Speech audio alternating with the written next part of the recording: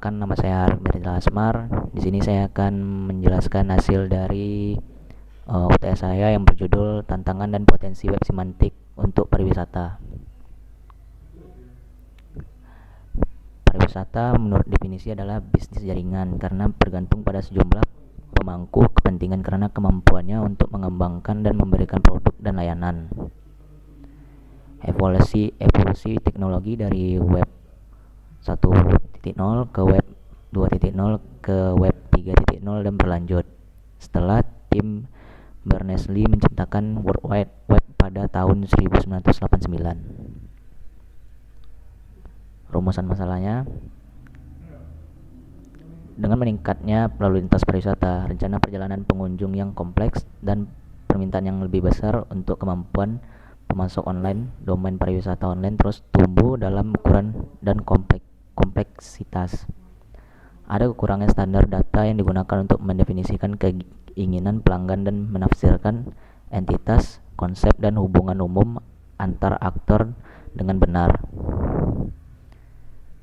Sebagian besar data pariwisata tidak terstandarisasi atau tidak dapat secara segera diproses. Kemampuan pertukaran datanya sebagian besar ada antara orang dan komputer dengan sedikit kemampuan interaksi. Evolusi web. Web 1.0 adalah web bentuk statis dan mudah dibaca. Yang kedua, web 2.0 dikenal sebagai web sosial. Versi web ini dapat menghubungkan komunitas dengan minat yang sama dan memfasilitasi interaksi dua arah. Yang ketiga, web 3.0 didasarkan pada peningkatan fungsionalitas layanan yang ada, seperti meningkatkan proses penambangan data, pencarian cerdas bersama dengan rekomendasi, agen perangkat lunak yang ditingkatkan dan teknik pribadi yang inovatif. Selanjutnya, ubiquitous web, symbiotic web, dan ultra intelligent electronic agent adalah istilah yang digunakan untuk definisi web 4.0. Singkatnya, mesin sangat maju untuk membaca dan menganalisis isi web dan akibatnya memutuskan apa yang akan dieksekusi. Selanjutnya, versi web terbaru yang dikenal sebagai web 5.0 menyediakan interaksi yang kompleks dan impresif antara mesin dan manusia. Metodenya, penelitian ini bersifat eksploratif dan menggunakan dua pendekatan utama, yaitu yang pertama, tema untuk pariwisata web semantik, identifikasi melalui lensa teoritis tinjauan literatur atau tema yang dianalisis, dan inisiatif pariwisata web semantik diidentifikasi. Yang kedua, pendekatan kualitatif diterapkan untuk mencari pendapat dari para pemimpin industri mengenai web semantik dan pariwisata.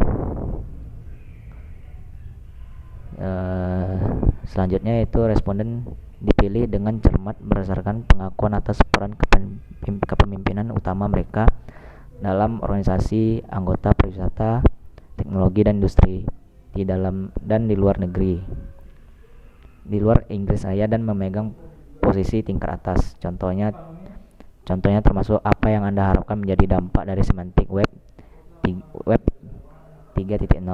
Apa tantangan bisnis atau TIK dalam persiapan untuk lingkungan semantik web 3.0 untuk bisnis Anda selama 5 tahun ke depan. Jawaban ini direkam dan kemudian ditranskripkan dan dipindai untuk mengidentifikasi tema dan kemudian menjadi sasaran analisis konten dan tematik. Manfaat dan peluang web semantik. Responden menyadari pentingnya peningkatan interoperabilitas global dalam memproses data B2B dan B2C dengan lebih mudah, serta manfaat dan peluang interaksi B2B dan B2C.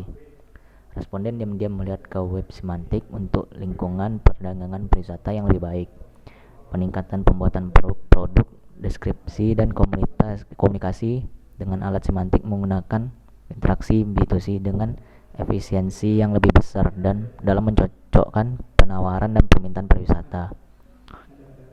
Kesimpulannya, dalam hal tantangan semantik, dan potensi pariwisata. Ada beberapa persyaratan utama yang perlu diperkenalkan. Yang terpenting adalah standar data jika adopsi luas harus direalisasikan.